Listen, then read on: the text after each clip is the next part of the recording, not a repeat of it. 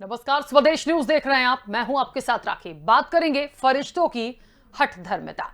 Junior doctors का मुद्दा तूल पकड़ता जा रहा है। अपनी मांगों पर अड़े जूनियर डॉक्टर्स ने सामूहिक इस्तीफा दे दिया है। इस्तीफे पर चिकित्सा शिक्षा मंत्री विश्वास सारंग ने कहा कि जूनियर डॉक्टर्स स्टूडेंट हैं, समझ नहीं आ रहा किस चीज से इस्तीफा दिया है। उधर हाईकोर्ट के आदेश का पालन करते हुए जूनियर डॉक्टर्स को वापस लौट आना चाहिए। सरकार संवाद स्थापित कर रही है। महामारी में हठ धर्मिता ठीक नहीं है। उधर इस पर सियासत भी गर्मा गई है। पूर्व मुख्यमंत्री कमलनाथ सहित राहुल गांधी ने भी सरकार पर निशाना साधा है। देखिए, बात इतनी सी है कि लगातार कई दिन हो चुके हैं और जूनियर डॉक्टर्स मानने को तैयार नहीं है। सरकार और जूडा के बीच में तकरार लगातार जारी है। हाईकोर्ट का कल निर्णय आया था, आदेश आया था कि इस पूरे मामले में जैसा भी है, जो भी मांगे हैं, बाद में काम हो सकता था। इस वक्त पे इस तरह की हड़ताल उचित नहीं है और जूनियर डॉक्टर्स को 24 घंटे के अंदर अपने काम को वापस ज्वाइन करना होगा। लेकिन क्या हुआ, जूनियर डॉक्टर्स मानने को तैयार नहीं हैं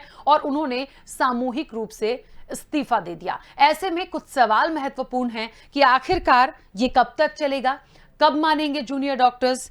सामूहिक इस्तीफा जो इन्होंने दिया है वो कितना सही है, हाईकोर्ट के निर्णय के बाद क्या इनकी राह होगी और क्या ये मरीजों के प्रति लापरवाही नहीं है।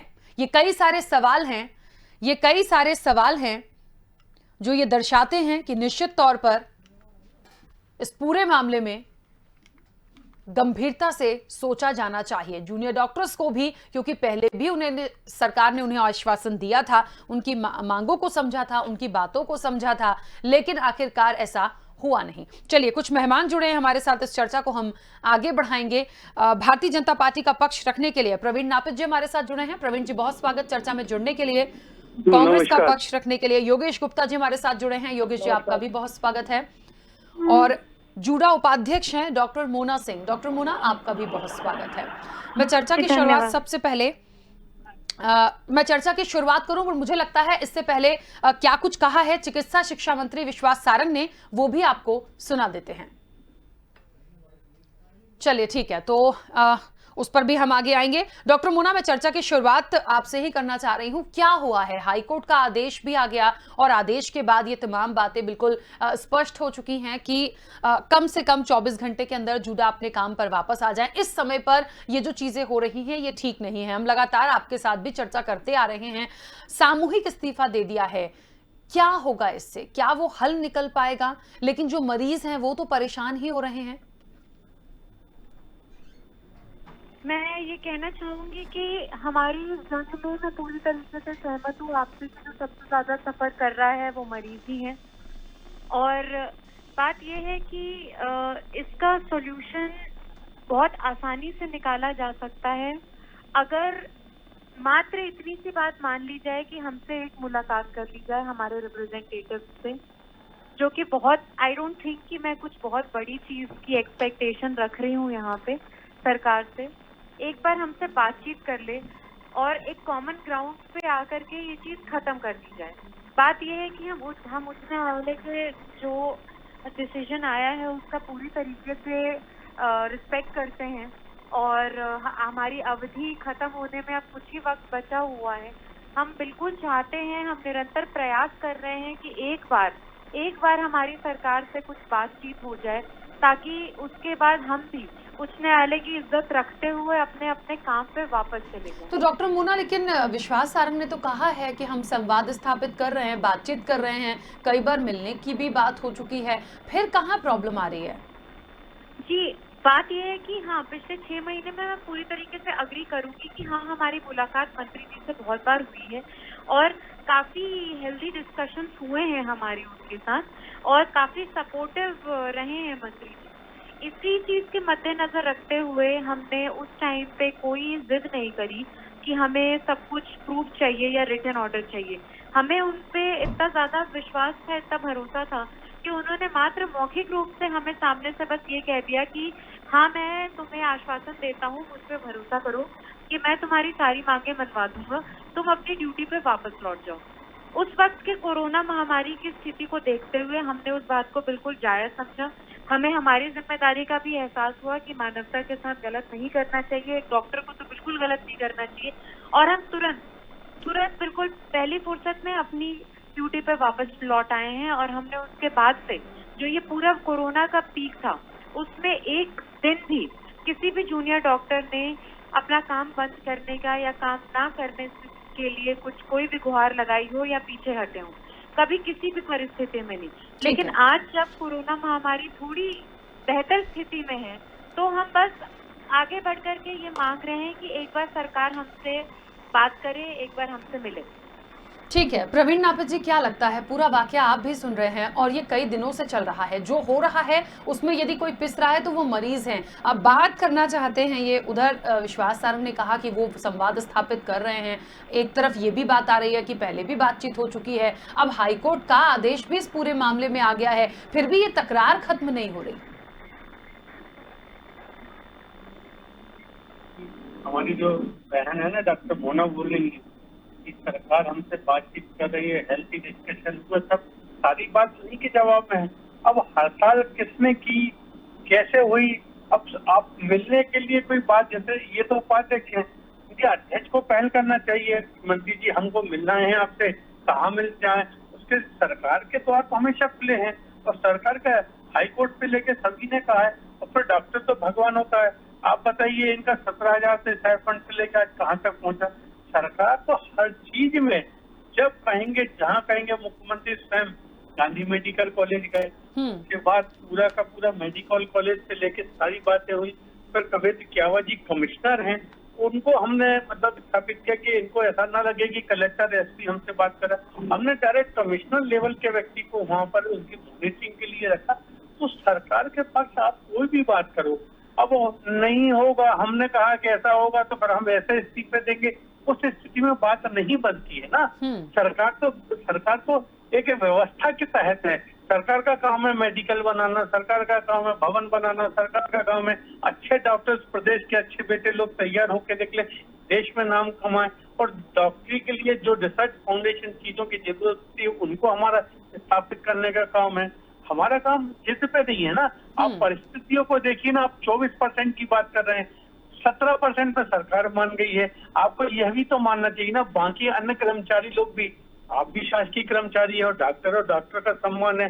डॉक्टर का तो हमारा आम आदमी भगवान बोलता है। अब भगवान ही रूठ जाए, तो फिर उसको कौन मनाएगा, आप बताओ। भगवान अगर रूठ जाता है। प्रवीण जी, कमलनाथ ने आज ट्वीट किया है कि तीसरी लहर से मुकाबले की तैयारी हो रही है, पूरा देश इसके लिए शुरू हो गया है और ऐसे में सरकार ने अच्छा नहीं किया। देखिए राखी जी, हम उन लोगों से तो बात बिल्कुल उनके ट्वीट पे, ये ट्वीट पे जिंदा रहने वाली पार्टी है। ये देखिए भारतीय जनता पार्टी ने लाल परेड पे क्वारंटाइन का सेंटर बनाया। आरएसएस की ये बुराई करते तो उन्होंने सेज यूनिवर्सिटी लेके नयापुरा में क्वारंटाइन सेंटर बनाया।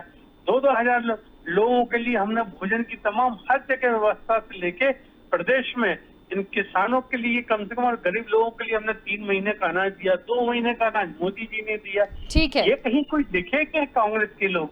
चलिए, कहीं इतने बड़े उद्योगपति हैं, ये कहीं दिख जाते, किसी उद्योगपति से बात करते हुए दिख जाते ऑक्सीजन के लिए, कहीं किसी के लिए कोई मदद के लिए आ जाते। यह तो क्या क्या भूल गए हैं, भारत माता को बदनाम बोला है, क्या क्या। अब इन बातों में हम नहीं जाना चाहते।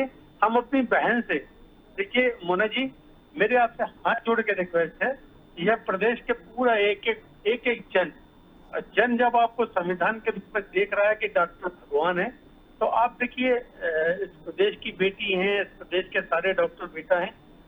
मतलब बहुत आदमी किसी के सामने, अगर भगवान के सामने के बाद अगर किसी के सामने रोता है, वह डॉक्टर के सामने रोता है कि डॉक्टर हमारे परियोजन को बचा लीजिए। और वो उसका मान सम्मान स्वाभिमान आपके सामने कभी और किसी के सामने नहीं गिरता, केवल आपके सामने हाथ जोड़ के वो खड़ा हो जाता है। तो मेरी भी आपसे इस प्रदेश के प्रवक्ता के नाते हाथ जोड़ के रिक्वेस्ट है कि सरकार अगर आप मानिए, देखिए कोई जिद नहीं है, संवैधानिक प्रक्रिया भी है इसमें कि 17 से हम 24% पे नहीं जा सकते। अन्य लोग भी कहेंगे, वो भी कला हड़ताल पे आ जाएंगे, अन्य कर्मचारी संघ आ जाएगा। तो हमको वो प्रदेश के ढांचा, जो संवैधानिक ढांचा है, उसका भी रिस्पेक्ट करते हुए, कोर्ट ने कहा उसका भी रिस्पेक्ट करते हुए, और डॉक्टरों के लिए तो चारों कभी भी 24 घंटे दरवाजे शासन प्रशासन के हमेशा खुले हुए।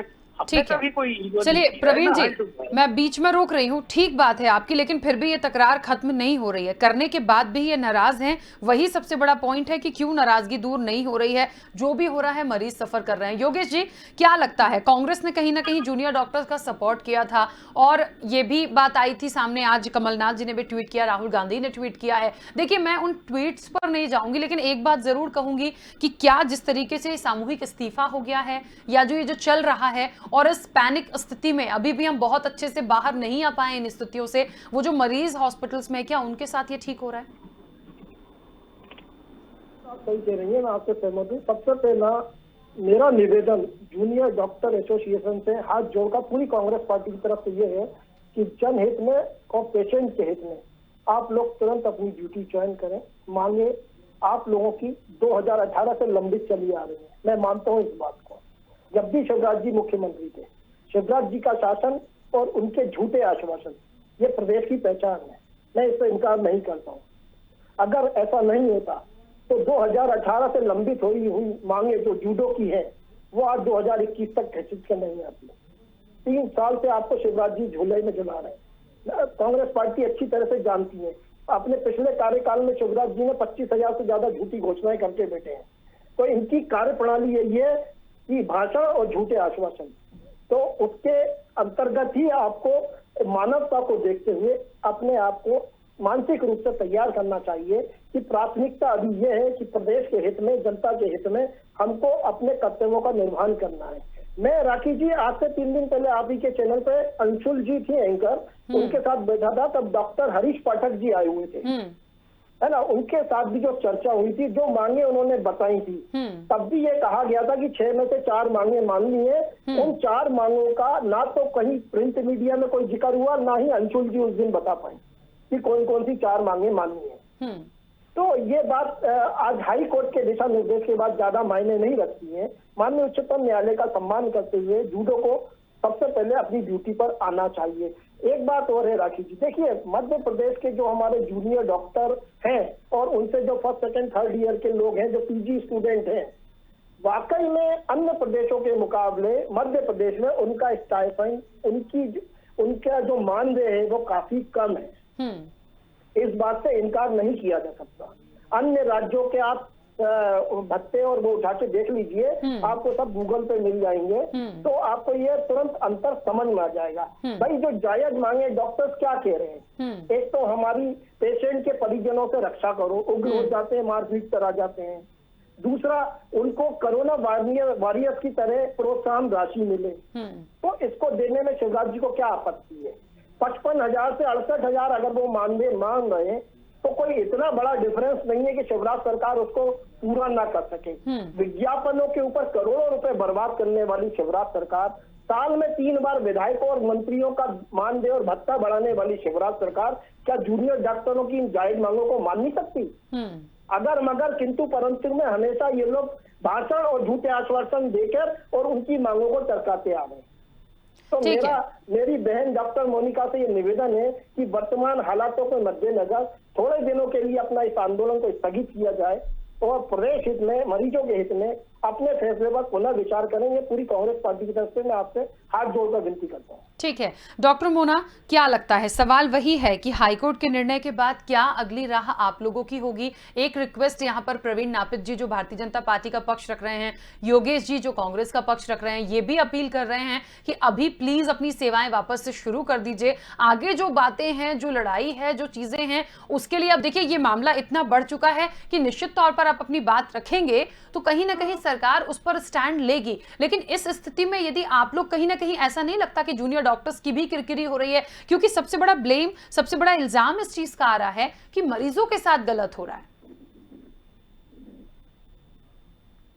तो एक बात ये कहना चाहूंगी और मीडिया के माध्यम से मैं जनता से एक बात पूछना चाहूंगी, हर उस मरीज से ये बात पूछना चाहूंगी जो कुछ दिनों पहले पिछले महीने हमीदिया अस्पताल के वार्ड में भर्ती था। हम सब ने ड्यूटी करी है, क्या उसे उस पूरे दौरान में कभी ऐसा लगा कि कोई जूनियर डॉक्टर उसको ब्लैकमेल करने की कोशिश कर रहा है? क्या उसकी सेवाओं से उनको ये लगा कि वो एक ब्लैकमेलर है या उनका हित नहीं चाहता? जो, क्योंकि ये एक बहुत ही हाईलाइटेड वर्ड है जो हमारे लिए यूज किया जा रहा है, ब्लैकमेलिंग और ब्लैकमेलर। क्या हमारी जनता को कभी ऐसा लगा हमीदिया अस्पताल में पूरे कोरोना काल में कि किसी भी जूनियर डॉक्टर ने उनको एक माध्यम बनाया है किसी को भी ब्लैकमेल करने के लिए? क्या उनसे कोई बुरा व्यवहार किया है? क्या उन्हें कभी मना किया है कि हम आपका इलाज नहीं करेंगे? जिन मरीजों को हमने हमारे हाथ से खाना खिलाया है, दवाइयाँ खिलाई हैं, इंजेक्शंस लगाए हैं, CPR दिए हैं, रिवाइव किया है, बचाया है, आप ये बताइए कि क्या वो जनता सच में ये मानती है कि हम डॉक्टर्स, मध्य प्रदेश के हम डॉक्टर्स जो पिछले 1.5 साल से उनके लिए लड़ रहे हैं, उनके लिए खड़े हैं, वो हम उन्हें ब्लैकमेल करने की कोशिश कर रहे हैं, जो हमारे ऊपर सबसे बड़ा इल्जाम लगाया जा रहा है। मैं उस चीज इल्जाम का जवाब ना खुद देती हूँ, ना इस सरकार से मांगती हूँ, मैं उस जनता से उसका जवाब मांगती हूँ। अच्छा, ठीक क्या है, ये जनता हमें ब्लैकमेलर समझती है? ठीक है, लेकिन डॉक्टर मोना एक बात बताइए, ये आपने भी शुरुआत में कहा कि हाईकोर्ट का सम्मान आप भी करते हैं, और मुझे लगता है ऐसा कोई व्यक्ति है जो उनके निर्णय को या उनके आदेश को ठुकरा दे, ऐसा कोई भी नहीं है, उसका सब सम्मान करते हैं। क्या करेंगे इसके बाद? आप लोगों ने तो इस्तीफा ही दे दिया है, क्या इसके बाद एक बार विचार करेंगे? इस देश में जुडिशरी से ऊपर कुछ नहीं है, मैं मानती हूँ, बहुत बहुत रिस्पेक्ट करती हूँ लॉ एंड ऑर्डर की, और इनफैक्ट सरकार की भी बहुत रिस्पेक्ट करती हूँ, माननीय मुख्यमंत्री जी की भी, माननीय मंत्री जी करके भी हमने कोई अपशब्द का प्रयोग नहीं किया है। इस वक्त भी सच बताऊं तो हाँ, हाईकोर्ट के ऑर्डर्स का रिस्पेक्ट करते हुए हम खुद भी बहुत आस लगाए बैठे हैं कि इसके बाद जब हाईकोर्ट के ऑर्डर के हिसाब से 24 घंटे पूरे होते ही बात सरकार के हाथ में होगी कि वो हमारे अगेंस्ट एक्शन ले सकता है या जो भी कर सकता है। मैं रिक्वेस्ट करना चाहती हूँ, अभी भी बहुत ही विनम्र निवेदन है हमारा कि प्लीज प्लीज हमसे एक बार मिलिए, हमारी बात को सुनिए, समझिए, जो भी बातें हुई थी, जो भी डिस्क्रिपेंसीज हैं, उनको एक बार मिल करके उस पर बात करते हैं, कॉमन ग्राउंड पे आते हैं, ताकि हम कोर्ट का उल्लंघन ना करें। अच्छा। लेकिन हमारे पीछे भी 3000 डॉक्टर्स खड़े हैं जिनके लिए हमें भी जवाबदारी देनी है। हम रिक्वेस्ट करते हैं सरकार को कि प्लीज हमारे ऊपर भी कुछ जिम्मेदारियां हैं, प्लीज हमारी रिक्वेस्ट को एक्सेप्ट कीजिए। माननीय मुख्यमंत्री जी से गुहार लगाती हूँ कि सर एक बार प्लीज हमें अपने बच्चा समझ करके हमसे आ करके एक बार मुलाकात कीजिए। अच्छा, एक बात और है, इस निर्णय के बाद देखिए, क्योंकि 24 घंटे के बाद निश्चित तौर पर सरकार पर भी एक चीज होगी कि उनको हाईकोर्ट का आदेश मानना है। हालांकि सरकार कार्रवाई के मूड में बिल्कुल नहीं है। मैं तो आपको बता दूं कि चिकित्सा शिक्षा मंत्री विश्वास सारंग ने कल भी ये चीज बोली थी और आज भी दोहराया है कि वो नहीं चाहते हैं कि किसी भी तरह की कोई कार्रवाई हो और इस तरह की चीजें हो। लेकिन अब आगे क्या लगता है? देखिए, बात ये हो रही थी कि 6 सूत्रीय मांगे थी, 4 पूरी हो गई हैं।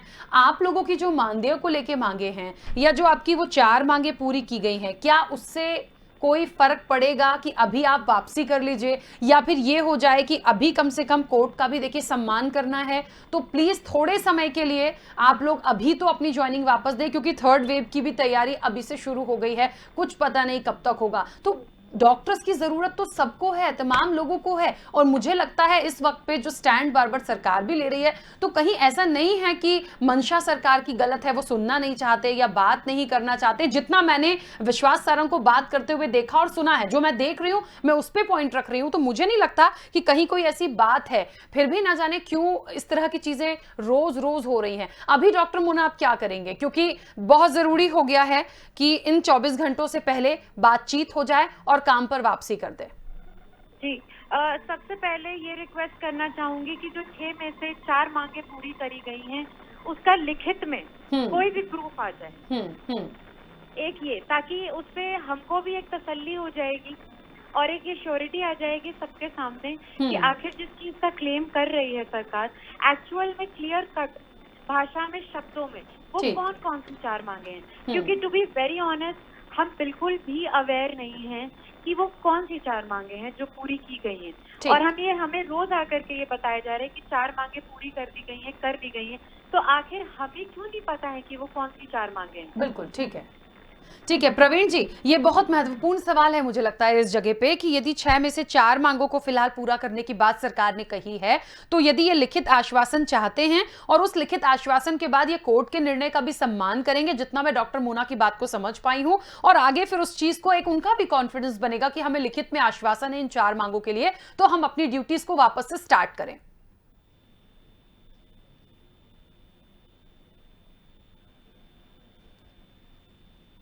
प्रवीण जी, मेरी आवाज पहुंच रही है आप तक?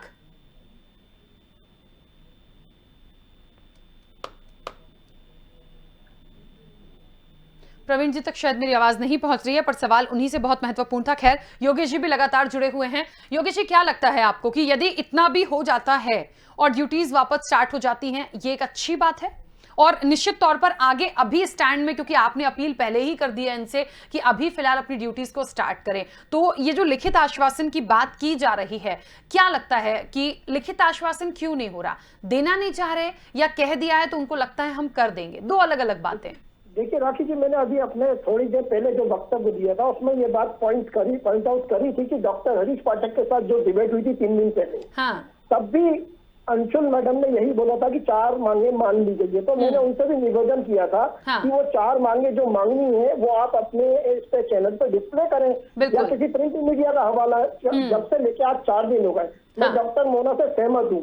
केवल बोला ही जा रहा है, लिखित में या प्रिंट मीडिया में या कहीं भी ऐसा कुछ ऑथेंटिक या किसी हेल्थ कमिश्नर के साइन किया हुआ कोई प्रोफार्मा अभी तक पब्लिक डोमेन में नहीं आया, जिससे झूठों को ये विश्वास हो कि हमारी 6 में से 4 मांगे मान ली गई है। डॉक्टर मोना की मांग से मैं सहमत हूँ कि उन्होंने जो बोला है कि हमको 6 में से जो 4 मांगे मांगी गई हैं उनको रिटर्न में हमें गवर्नमेंट के द्वारा दिलवाया जाए। मैं बिल्कुल सहमत हूँ। डॉक्टर मोना ने एक और प्रश्न किया था कि जनता से हम पूछना चाहते हैं, मरीजों के परिजनों से पूछना चाहते हैं कि ब्लैकमेलिंग में हमारे ऊपर क्यों आरोप लगाए जा रहे हैं। डॉक्टर मोना, मैं आपको क्लियर करना चाहूंगा, भारतीय जनता पार्टी का यही शासन है।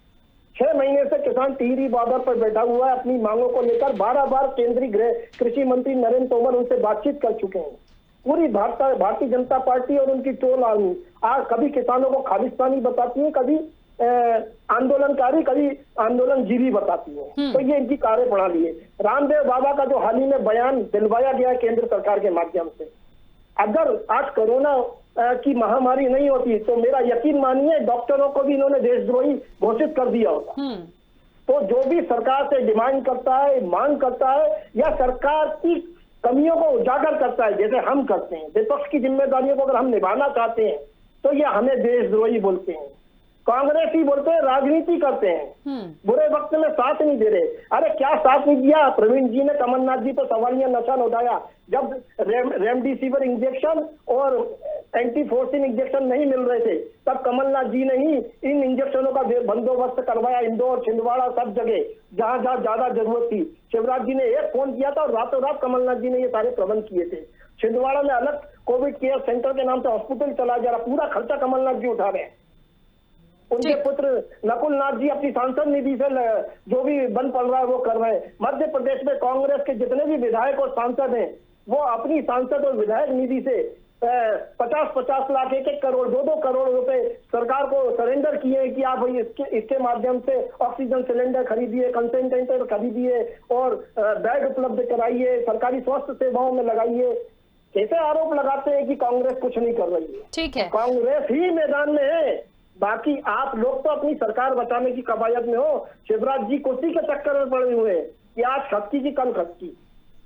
ठीक है तो प्रवीण जी, जो भी डिमांड इनसे मांगी जाती है उसको या तो ये आतंकवादी घोषित कर देते हैं या उसको बोलिएगा। प्रवीण जी, एक बहुत महत्वपूर्ण छोटा सा सवाल है मेरा, बहुत छोटा सा सवाल है जो सुनिए। तो मैं तो सोच रहा था कि डॉक्टर के स्टाइपेंड पे चर्चा होगी।